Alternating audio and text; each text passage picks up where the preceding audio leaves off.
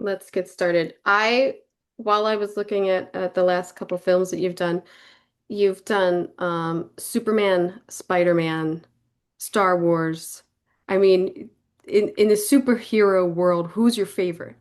Who is your favorite to decorate for? Well, I've always loved Superman just as a Yeah. character Oh, since nice. I was a kid. I mean, since it was the guy with the baggy tights and the pot belly and the big chest. I just loved him. He was in black and white. I used to watch him on reruns. And Mm. I'm not so old that he was first run, but he was not far after, and I loved him. I mean, I've always loved Superman. He's a great character. I Um, I love the Donner one. I love the Donner films, and I've showed those to my boys. So I've watched that Superman movie, the Christopher Reeves, a couple times in the past year. And so I was interested to see where Superman would fit in your in your world there because I love it too. Well, and I guess maybe, a lot of the times, the superhero movies I've been coming in and having to do the third or the ninth or the whatever. And that's like a whole journey of diving into this stuff that's actually pretty challenging. Yeah, So this was an opportunity, this was stated as an opportunity to just start over. It was not meant to be a sequel of anything. right. I mean, who doesn't know the Superman story? I certainly do. Right. So that was pretty great. I mean, yeah, we looked at the Donner series, and we looked at some old comics that were the sort of super classic with a lot of rich color because, this was going to be a whole different look. Yeah. It certainly is more the tones are deeper, but Mhm. not as dark as the Man in Steel ones. I felt like those were too dark and even in story, but with this, I also really appreciated that it wasn't really his origin story, which was nice. Like you're coming in and they set you up in the first minute of 3,000 years, 3 million years ago, 3 minutes ago. Like it's a great way to like start this film. Mhm. How, you shot in Atlanta, correct? We shot in Atlanta. We shot in mostly at a movie studio south of Mhm. Atlanta called Trilith, which is just a studio, rent a studio. But we had huge stages there, probably six that constantly turned over, lots and lots of sets. Mm. And then we shot a little bit in Metro Atlanta, not much, and then a good chunk down in Macon, Georgia, which is in southern Georgia, for the Daily Planet, which was shot at a bus station that's a historic bus station, and we had to totally revamp it to be the Daily Planet. And then that was a big revamp. And then we also shot, where Clark Kent was brought up by Ma and Pa Kent down there on a little farm. And then we went up to Cleveland, Ohio, which we made into urban metropolis. Mm. And then the last day was in Cincinnati.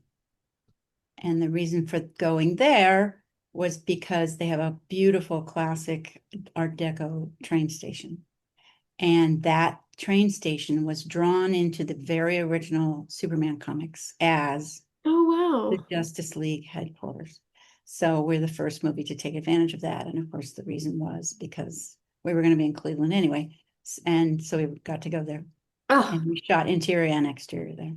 I was so bummed I could not find any photos of that, but I definitely wanted to ask you about that, but I could not find any online photos of that set yet. But what a great little like Easter egg in there for that. Yeah. That's Yeah. great. And there was a lot of nods to the first family. In fact, there are, children, grandchildren of those guys that actually were on set a lot. And they were lovely people and they were really excited to be included. And it was I mean, I don't mean to say anything against the way that the Man of Steel series did it. That was their absolute choice to make him darker, stronger, Yeah. tougher stories. That's a perfectly good choice. And it was very popular with lots of people. And people, you know, till briefly before our film was released, were like, "Oh, you're never going to do what we did Right. justice." And they're going to have their point of view, but this was just a different take on it, and I think quite successful, obviously. And a lot of other people were really ready for a brighter, more optimistic feeling, and that shows. Oh, definitely. It's definitely more lighter and Yeah. I think more relatable. It's a relatable Superman you have here. He's back to these vulnerabilities and everything that he has. Yeah, Um, that's in it right there, which some people were really slamming when some of the early PR came out because you could see he was in pain, you could Yeah, see he was anguished, and everybody's like, "Oh gosh, here we're gonna have a weakling," and of course now everybody's like, "Oh, what a great choice." yeah. Oh, yeah. I was wondering about the color palette in the Daily Planet, like all of the oranges that you have, Yep. and even working with and I mean costumes really has a lot of oranges going on. Was Yeah. that I know that we're in present day, at least I'm assuming, but was Yeah. that to give it like a different era type Well, look? it's a timeless era. It's not stated exactly what year it is on Right. purpose. It's everybody has a fairly classic look. The sets have a nod to mid-century stuff. The locations are picked with that in mind too. There's a classicism to the whole thing.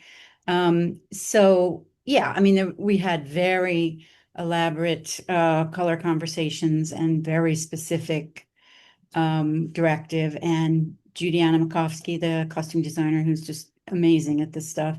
She was part of every one of those conversations. So we all worked together, our departments, everything, upholstery, textiles, paint. I had a wonderful paint department headed up by a guy named Gabe Harrington, who, we would work out these swatches and we'd test them, we'd do tests, and we'd all get together with the production designer and say, is this the right pumpkin? And then upholstery too. We did a lot of upholstery in all sets, but it's certainly in this one. Those rolly chairs. There was a fellow who emailed the Set Decorator Society the other day asking, where can I buy a chair like that? I need it. It was like, good luck, buddy. Yeah, yeah.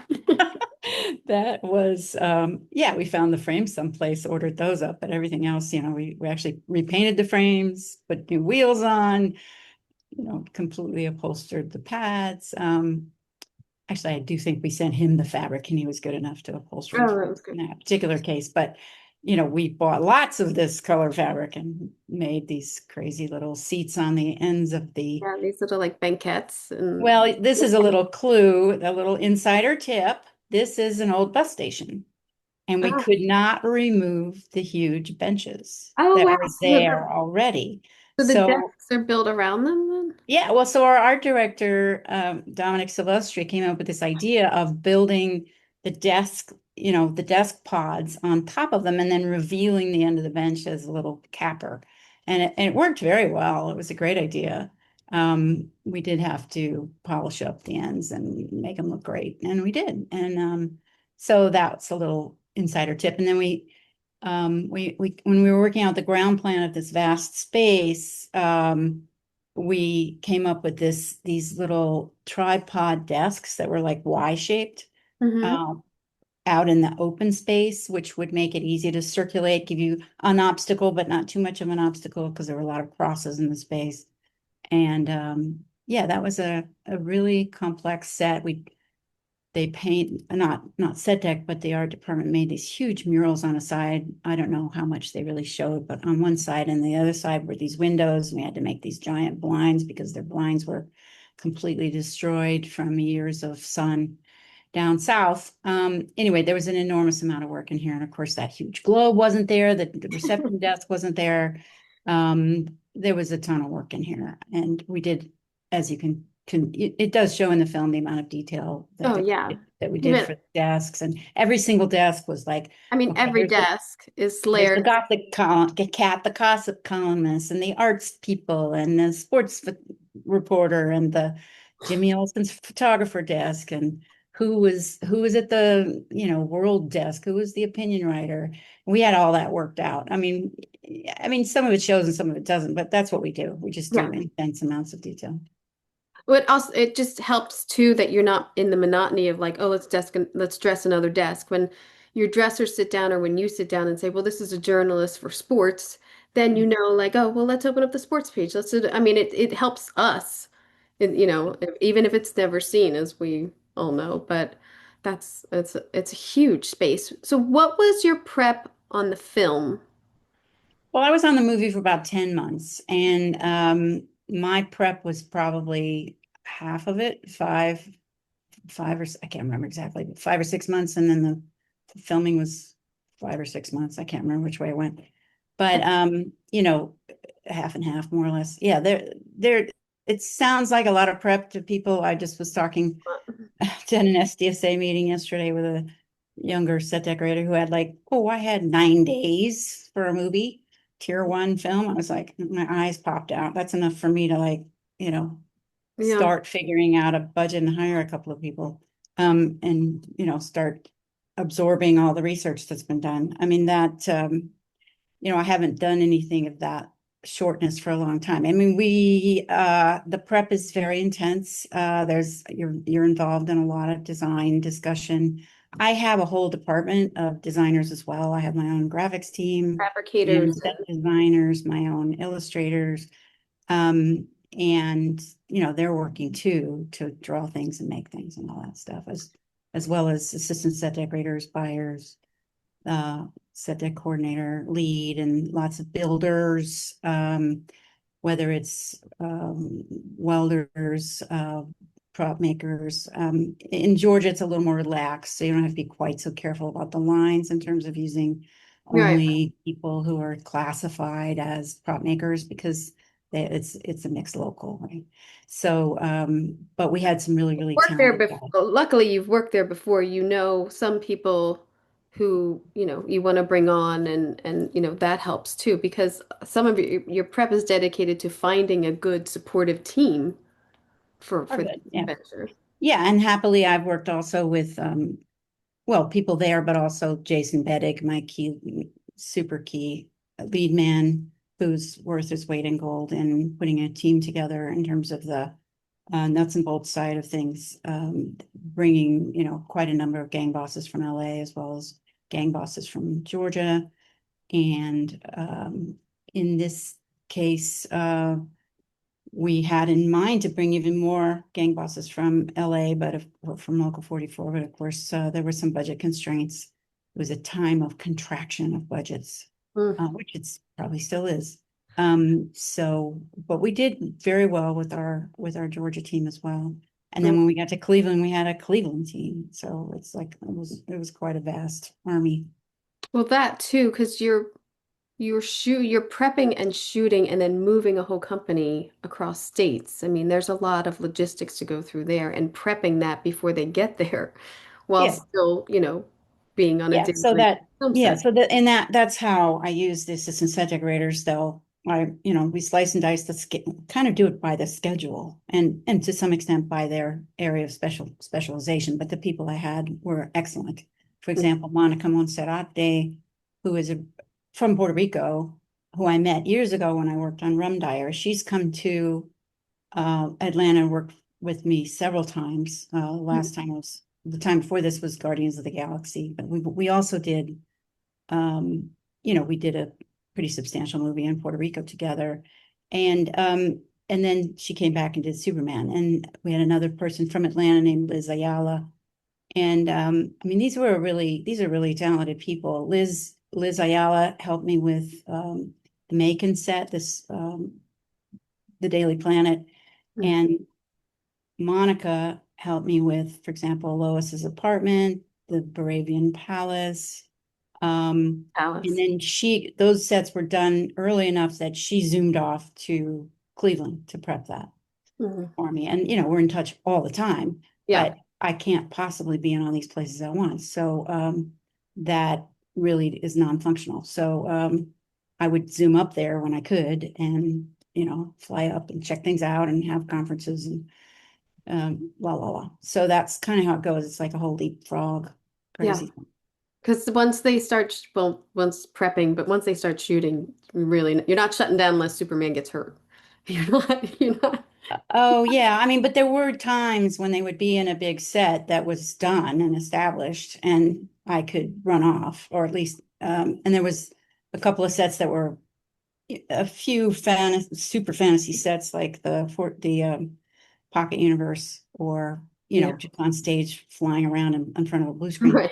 that I could run away. Not for very long, but you know, make it a long weekend, go on a Thursday, work with everybody Thursday afternoon, Friday, you Yeah. know, probably Saturday too, and then collapse and then get up and work with them again on Monday and then zoom back. So that's how it kind of went. I'm assuming Lois's was a build. Yeah, this is a stage set. There were Each. trans lights outside. We had blinds on the windows. Um, Lois was, you know, it was quite an operation getting everything.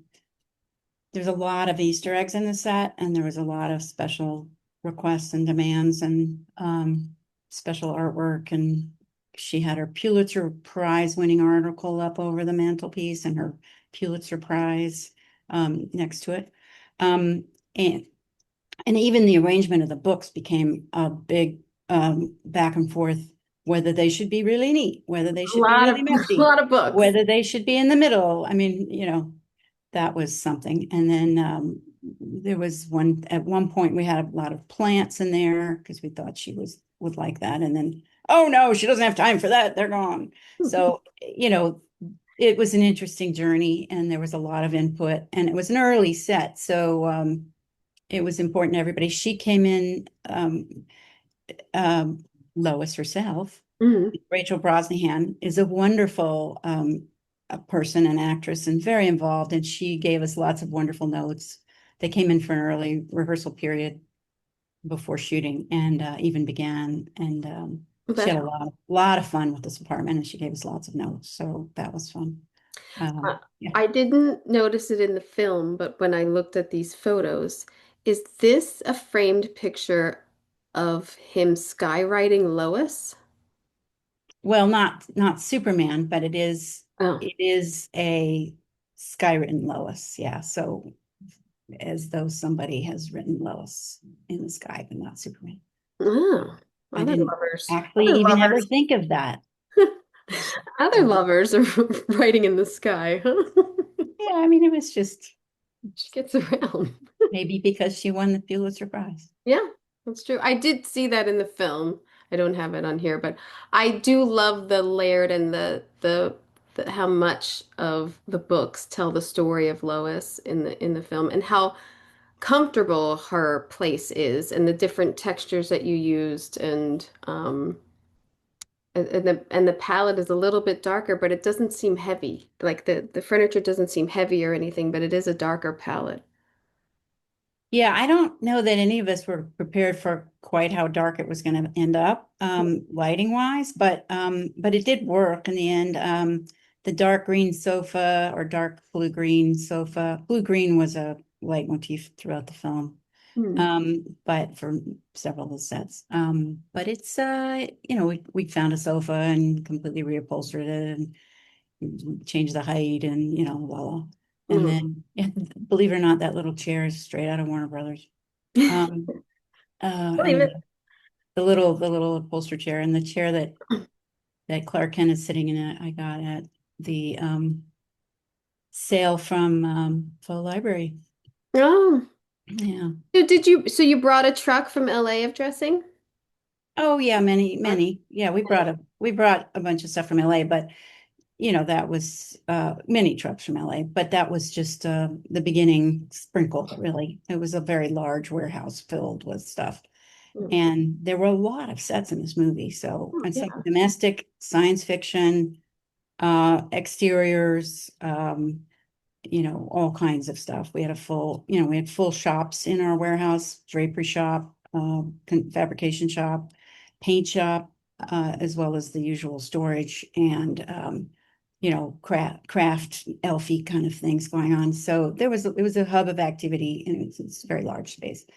Right next to Effects, who we collaborated with very heavily because they built a lot of things for us as well. So there was plenty of money going filtering through the set deck department into the economies of Los Angeles and We, we great love state of that. Georgia.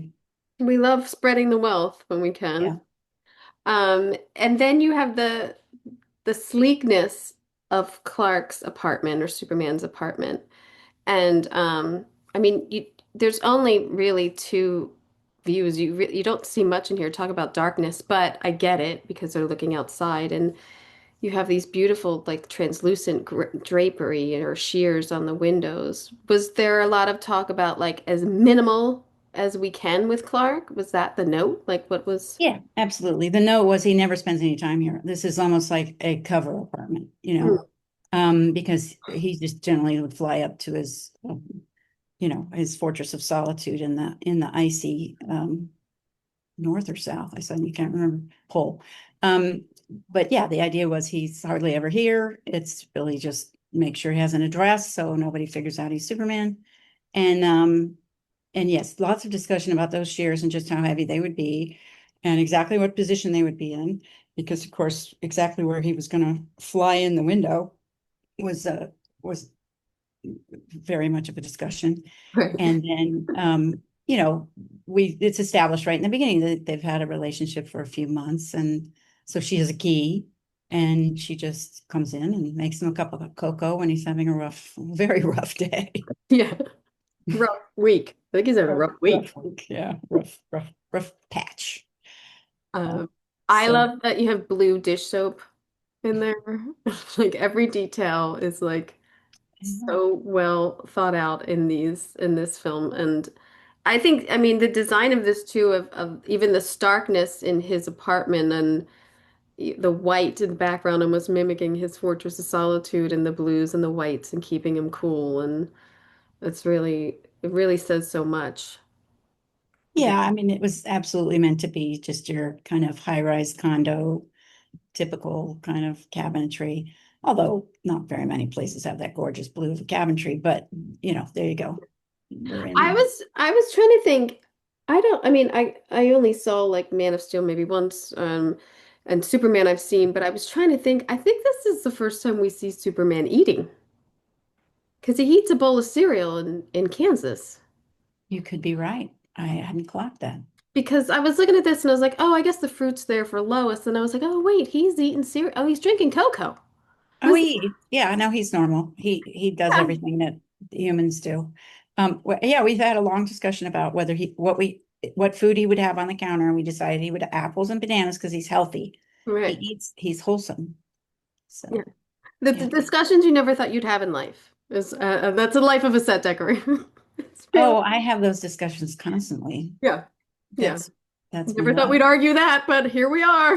Well, would there be? And he just doesn't really use the kitchen much, Mm. but he loves hot cocoa. Oh yeah, who Why? doesn't? Because it's wholesome. I skipped over this one, but I wanted to go back to this chair, which I'm assuming you had made in the Fortress of Solitude, and that huge desk and everything Mhm. that's there. It's not quite a desk. I don't know. It's like a power station. I don't know what to call it, but you're touching a little bit about the fabrication and everything, and the amount of detail that goes into it, and the amount of prep time needed to get all this done beforehand. Do you ever struggle with those? Like, was it like, oh, we got that seat in there in the last minute? Or was it, do you find that oh no, we're all on time and it's all moving along? Yeah. Well, let's just say that the Fortress of Solitude fabrication elements were a collaborative effort between many departments, including special effects, set dressing, upholstery, practical lighting, as well as the people that made the robots, Legacy, Right. because there was a whole conversation about that these buttons that they push had to fit into their robot fingers. Oh, So, wow. I mean, the robots, they had one suit there as a reference, obviously, then they were animated in visual effects, the robots. But there were people, in dot suits pretending to be robots, but they couldn't do all of the activities. Anyway, long story short, yes, it was very last minute on those particular pieces. Uh, there were certain departments that fell a bit behind. These were, we had a very, very skilled uh, art director working on this set named Alex McCarroll, who is sort of well known for these complex geometric sets and spaceships and things like that. And he is the one who made sure that this was actually drawn and illustrated, the table, the big desk, and this spaceship chair. And it was, let's just say it was really complicated. Yeah. It had many layers. If you looked at it from the side, there was this sort of translucent layer that you could see these particular sci-fi bits and parts. I can't remember if there was a shot that really showed all that stuff that we did. Of course, the thing had to spin, turn, go up and down, assume different angles depending on the healing rays of the sun that were required. The upholstery itself was multi-layered with a particular kind of vinyl and then a translucent kind of net Okay. mesh and You then could see it. quilted. Yeah. All of that was handmade and hand designed and 8,000 tests trying to figure out exactly what colors of silvery blues everything was going to be. So, it was a really, and then at the last minute, they wanted even more light, especially around the head area. So our fixtures department was under the gun. I mean, there were some all-nighters pulled at this place, let's just put it that way. And yes, it was very late. Oh, I know. I mean, I know from doing just for all mankind and fabricating these types of chairs or like dashboards full of stuff. It's an army of people who need to be involved. And you think that it's just a simple design or we'll just do this. And then it's like, but the fabric has to be higher than the light pan on this and this. And then everything sort of, there's just so many layers to getting one piece of set dressing done sometimes. It's really incredible. I was just looking through some shots over the weekend looking for some fun crew shots, which I still haven't put it on social media, but there's one picture of this chair with like I swear 20 people working on it all at once, just between the turntable below it and the little nurney detail and putting in lights and Yeah. testing the buttons and oh God, Yeah. it was a lot of concentrated effort. Was it comfortable? Was it Yeah, it was very nap? comfortable.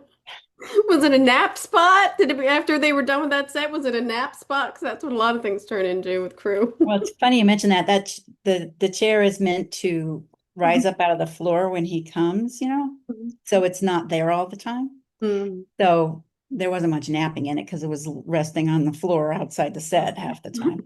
But we actually, as a part of the initial prototyping process for this thing, we actually had the effects department took the drawings, translated them into a kind of CAD program that they could send to their special robotic carving machines, Oh yeah. and then they had it cut out of bead foam, out of a dense kind of bead foam, so that everybody, including David Cornsweet, the actor playing Superman, could lay in it. Everybody could look at it. The director could sense it, and we could decide if it was the right proportion, if it needed to grow 10%, Oh shrink wow.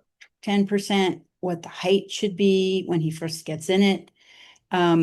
We've, one of the things about James Gunn, the director, is that he can be very, very precise on the day about his requirement for exactly what the interaction of the actors with these kinds of pieces of dressing.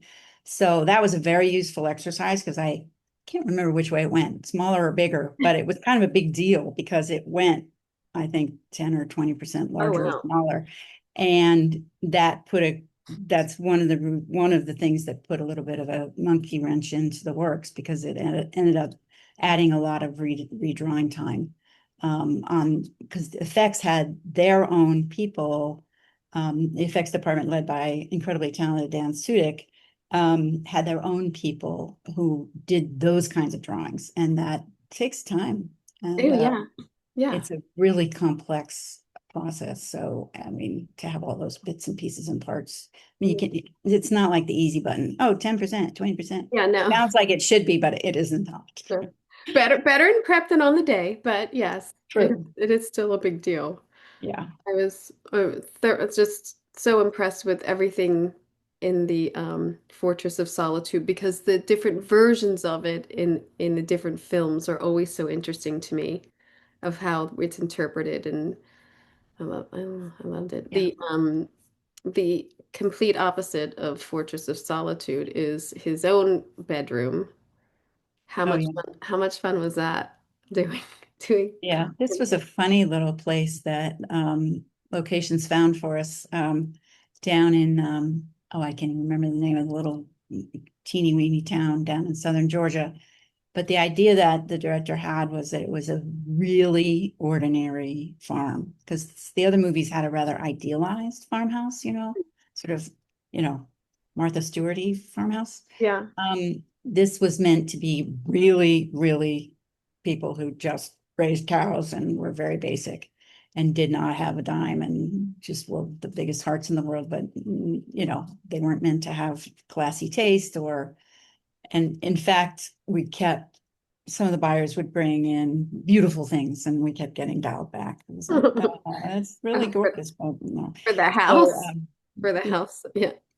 but it was a location and it was, inside and out and same place. And they really did, this farm that we found, this really did raise Angus cattle, beef cattle. No, awesome. And I think a few of them made it into the movie. I mean, they had to actually work on cue, one or two of them. So I think they snuck in a couple of cows that were trained.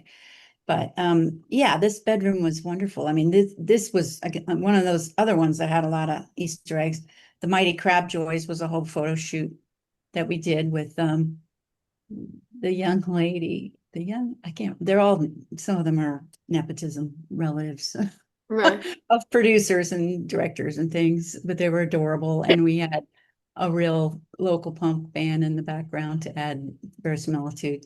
And then, yeah, a whole work on with my graphic designer, Kelsey Brennan, coming up with the format and the typeface. And that was a long conversation, really long conversations with James on that, lots of different iterations It of this. looks very 90s. It looks like, oh, Yeah. was this a 90s photo that they just tweaked? So Yeah. look, it really re No, it's yeah. the whole thing.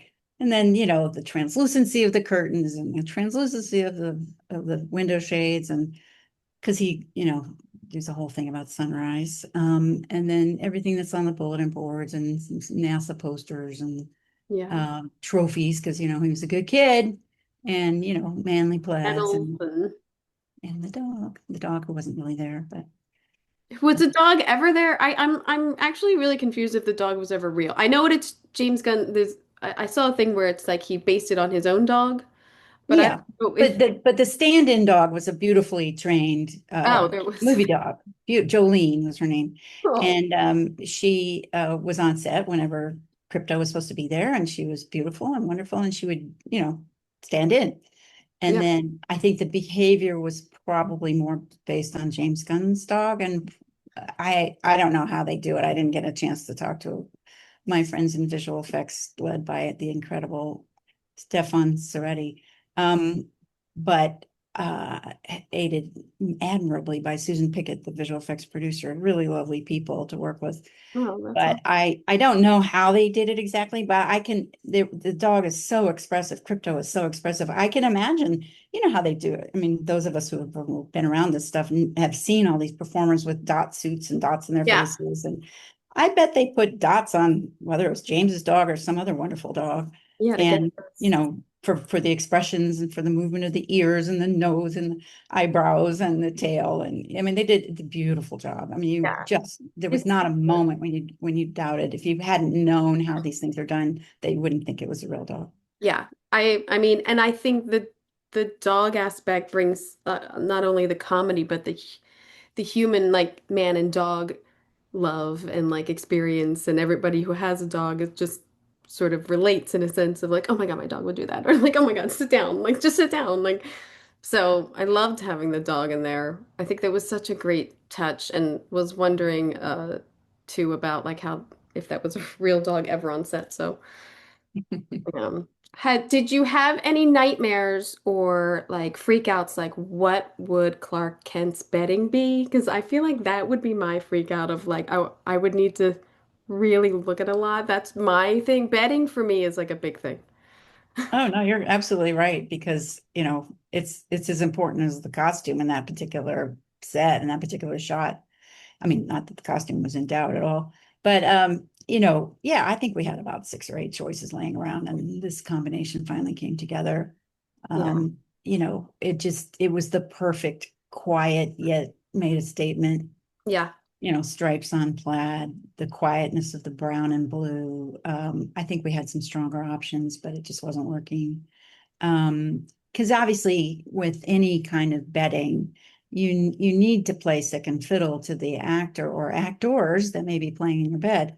Um, so, so it needs to complement the action, say something, but not too much. So that's kind of what we were going for. The bed itself was another conversation. It started out as a wooden headboard, and then we kind of found that we were getting too cute and too country and too Mm. old-fashioned. And we realized, James kept reminding me, listen, he was born 20 years ago or 30 years ago, right? So, and if we Right. say it's kind of now-ish, that puts us at maybe the bed was bought, Late I don't 90s. know. Yeah, well, early aughts, whatever. When he turned, when Right. When he's got done bigger. with being a baby, right? So, so we actually went and looked in Sears catalogs and things like that and said, well, look at this tubular metal stuff. It's perfect. Let's find something like that. And that helped us because everybody was bringing in stuff that was really ye olde woldy, and it was too ye olde. So there was a lot of like, this is where we need to be. We need to be um, reflecting the time, even though it's timeless, he still needs to be a product because of the Mighty Crabjoys references and the punk rock references. There is a certain definition about when he grew up. Right. So, we need to follow suit with that stuff. James's scripts are very specific. He writes them early, and other than a couple of dialogue changes, he doesn't revise them much. So he knows what he's going for, and he also creates the storyboards, which are a little hard to read, but because he draws them himself and doesn't use an artist to do it for him. And it takes a little while to understand them, and I still get confused because they're rough. But he knows what he's going for. So it's obviously a pleasure and a terror to work with somebody that specific because you Yeah. really try to catch these references and understand what he's going for. Yeah. And I he's was gonna, busy, so I don't always get like these lengthy meetings with him. I mean, I do my best. I do boards, I do presentations, I show him what we're going to do. But again, he's a busy guy. He doesn't every nuance of what I'm talking about either. So, yeah, you just try to be ready on the day with some options and get it as close as you can, and that's how you do it. I was wondering too with someone that specific because we've all been there, but it's some people will bend and some people won't. You've worked with him before, so you had a clue of like, I know that he's either gonna bend, like, is he a bender or is he like, nope, this is what it is. Like, because if you're finding locations and you're like, well, can we do that? Because even though it's written, like some writers are like, no, it has to be something else, or creators or showrunners, like it has to be something else. But I wouldn't characterize James Gunn as being on the flexible side of the spectrum. yeah. He's pretty specific. And I know that our production designer Beth Mickle, who's a gem, worked really hard finding this house with our location manager Ian. Sorry, having a blank. Good old Ian. Ian's lovely. Thank you. Okay, here it is. I found it.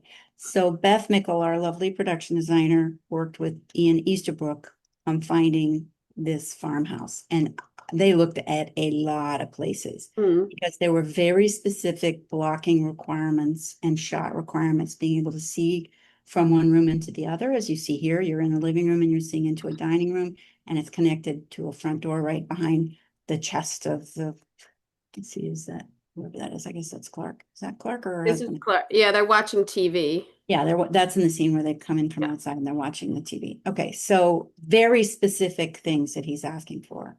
And he would walk into a house and say, nope, this doesn't have that relationship. And it took a while to find this. We also changed the interior here quite a bit. It happened to be a home where that wasn't being used. It was, whoever was the resident had passed away some years back, and the family hadn't gotten around to doing anything with it or selling it. So we had to some extent some free reign. I think Mm. I can't remember if that pillar divider was there. I think it was altered. But anyway, we completely refurnished. There was a couple of things that we kept that we used, but most of it is completely brought in. Um, I mean, I find it when someone's at like when I work on Ryan Murphy shows, that's what he wants. That's what you give him, and it's kind of clear of like, well, then I know what I'm doing. I don't have to play around. I know that I got to find this and get the closest to the target as we can get. But it has to be in the target. It's like there's like this, but it kind of helps, in our world of like, I'm not looking for anything else. This is what I'm looking for type thing. There is a part of me that I resist of like, well, why can't we have more input here? Or like, what am I doing here if I'm just like repeating your words or whatever? But I do. Well, Kim, I think you're selling yourself short. Being able to read into what some of this direction is a tremendous skill. Hmm, And being able to interpret it, because you are, no matter what you're doing, you're still doing a selection and you are still creating a cohesive whole out of this set of instructions that probably isn't as clear as what you're implying. I mean, the instructions I get from James Gunn, it may be clear as a bell in his head, but the rest of us are like, I think it's this or this. I mean, there's a wide spectrum of options that it could be. So trying to get it to the right feel, the right kind of lampshade that's, gonna be thinking through when they would have bought it, how they're gonna get it, what it would it have been her taste. And in a set like this, you've got family photos to beat the band, which is a whole Megillah, trying to figure out who's baby Superman and who's baby Clark Kent and getting family photos from the actors and getting all that organized and then compositing together or doing photo shoots. I mean, that's a whole ordeal in itself. yeah. Then, artwork. Okay, so what do they have? How do is it? And then, of course, once you find it or make it or whatever you do, then there's the whole clearance process for all that stuff. Well, I mean, I think we had probably um, four different sets of dining room chairs in mind, in our warehouse by the time we were done. I do a thing where I set the setup in the warehouse before it mhm. ever goes to location. I rehearse it and then I let people, as much as I can, I bring people out to the warehouse. Certainly the production designer, certainly the art director involved in the set. Um, and if I can get the DP to come out, if I can get the gaffer to come out, if I can to the warehouse, if I can get, the director, if I'm so lucky. Um, but at the very least, photographs of that, and then discussions and reviews, and you know, people take all this. I'm not the only one who takes it seriously. I mean, you got to take it seriously on a movie like this. Every single thing is going to be scrutinized, and it's going to echo through the film. And an origin story set like this is pretty important to everybody. Oh yeah. I mean, when you have, even in like your Star Wars work, like every frame is looked at by people who are so into these films, and I love that. I'm sure you do too. I mean, I love when people are like looking at things and looking in the background and noticing things that we spend time losing sleep over putting in there because because we have the passion for it. So I love when people figure something out in the background or oh, I guess that's why they have that artwork and but things like that. I love that. And yeah, I mean, I'm with you. If I can set up something or take pictures or something and try to get a key into it, does this work for everybody? That's the best. I mean, that's always great if we have the time and the resources to do it because you don't want to get there. I mean, I don't think you're not getting there on the day and that's the first time everybody's seeing the set though. I feel like you have like some sort of prep, right? I don't know. I feel Well, no, I mean, it depends. I mean, there's a lot going on for James Gunn. So whether he's been able to get down there, I mean, it was pretty far to this little spot. I Hmm. can't remember if he came in the day before. He might have, but I don't know. I've certainly been around him. I mean, I've certainly been on a set with him on one set on Guardians. We were doing the TV special at the same time, and we were doing a Christmas decorated home. And he got there and he was like, "This isn't nearly enough Christmas lights." And it was like Sol McGilla trying to get more Christmas lights on the day. But yeah, I mean, there, if somebody wants something done differently, what are you going to do? Yeah. Just do it. Yeah. And I having just always have more. More? I'd rather more than less. That's how Well, I live these days. less is actually way easier than more, but on the day, but yeah, there's always changes. There's always, you know, I don't know, this is just rehearsing things and Yeah, getting things right. This set, I had some, some really good buyers and helpers out looking for great stuff and helping me with it. yeah. This was fun. But it just everything's more work than you might think. Um, there's a lot to it. The Lex Luthor office, I could not find a great shop, but he is throwing this beautiful desk of yours, which I'm assuming you had built, or unless you got really lucky with the like 10-foot long table of beautiful Well, this is a desk. So this is Lex Luthor's office in Luthor Corp. And there is a brief shot of it without being thrown. And yeah, then Superman is very angry yeah. because crypto has been mistreated and by Lex. And so he comes roaring in and very angry and does that throw. So of course the desk itself is just a desk. It's actually a desk that again we found at our dear late friend Mark Oh, Meyer's faux library. But that desk has been around. It used to be at Modern Props, and I'm pretty sure now it's back at Warner Brothers. But the throne desk was a copy made by our friends in special effects. hmm. Uh, Specifically by special effects foreman named Jeff Ogg, who's an old friend of mine who does marvelous work. So you cannot tell that it's not a real desk. Oh no, not at all. And we had lots of interesting objects on the shelves and crazy 1970s style chair and this brown leather and a little lounge. And we did lots of stuff that you don't see. Yeah. And lots of egocentric pictures of Lex Luthor and all of his scientific um, inventions. And his mug is sort of a spaceship that he's designed. Uh, and the other side says Luthor Corp that our graphics team put together. His like beehive of where he's working and all the computers are and everything. That's a really fun set because it's like wide, it's all glass and everything, and it's a very like eye in the sky type thing, and you eventually find out why, but that's also an interesting thing of having all of that, all of those desks and monitors and everything fabricated for that set was Yeah, probably we call that the set. We called it the comms hub. I don't mm, remember if it's actually referred to that in the movie, but it was the comms hub, and that set was an enormous job. yeah. Um, we started by creating. I had a set designer, Bria Kinter, who did a wonderful job um, designing those desks, and that was also a set art directed by Dominic Silvestri.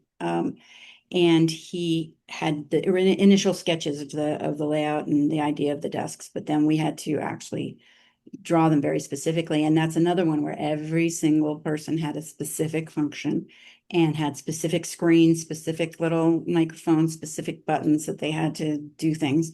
And they had to have this very specific seating order. Mm, But the room actually gets narrower as you get closer to the front.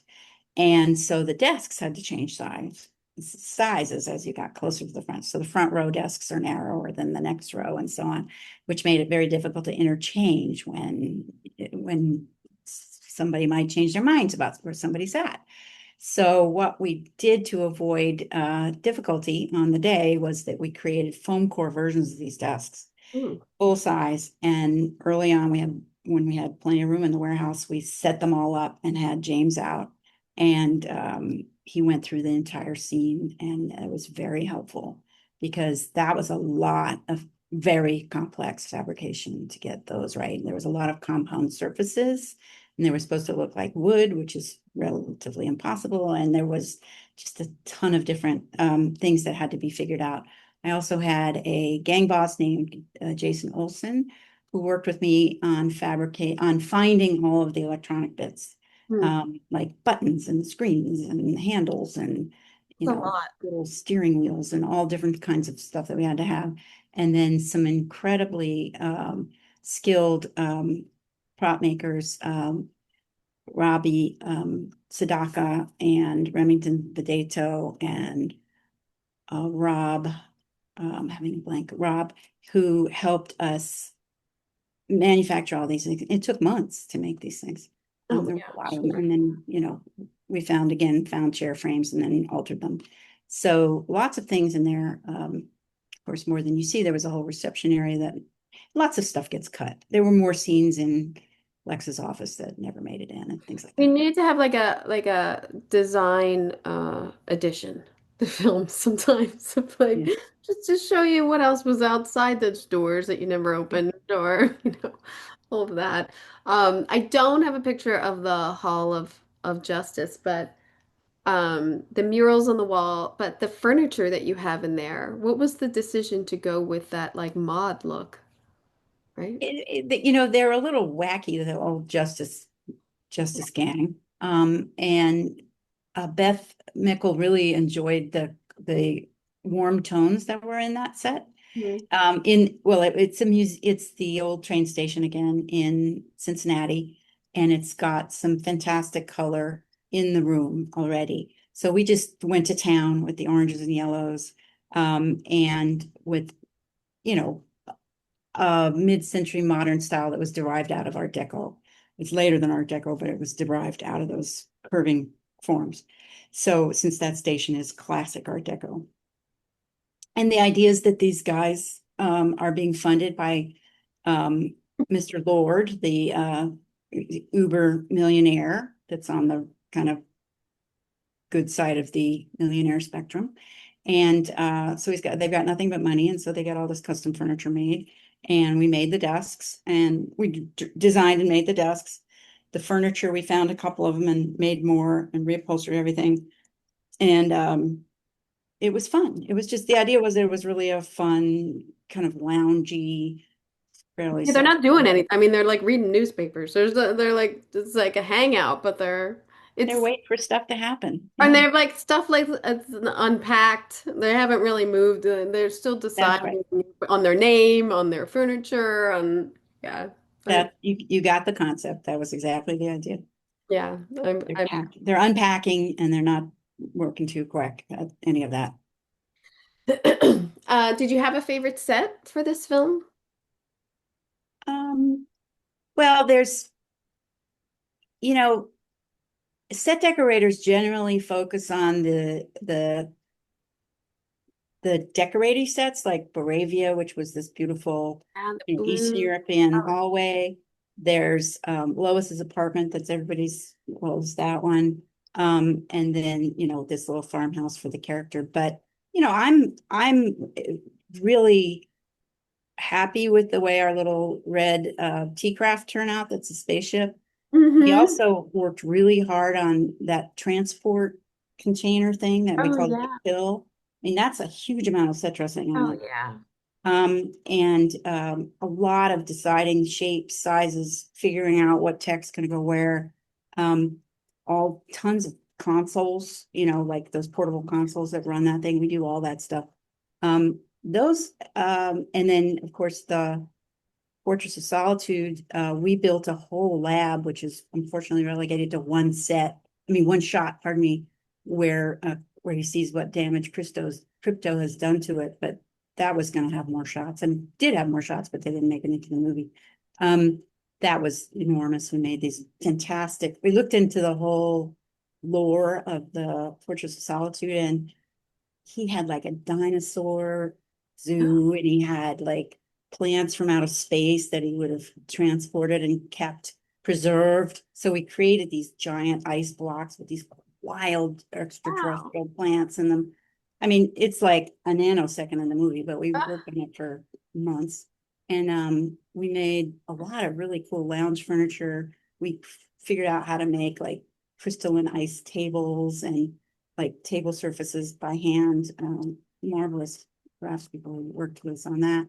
I mean, I just had the most fabulous team. So I really enjoy that kind of intricate mm-hmm. manufacturing and design and figuring out that a whole lot of set decorators in our world don't get a chance to do. I mean, when I work in England, it's a lot of the big movies have, they always have fabricators. Mhm. We're just not as used to it in LA. And it's often it's seen as simply a sourcing job, but Right. I don't treat it, I mean, that's not what I do. So I like all, I mean, it's kind of like asking me what's my favorite kid, I just don't have one. They all take a lot of work and a lot of time and a lot of thought. And I'm, really lucky to be able to work on a movie like this where this movie in particular, Superman, everyone was super into it and really, Oh, that's uh, awesome. really deeply involved. So that was pretty fantastic. Hmm.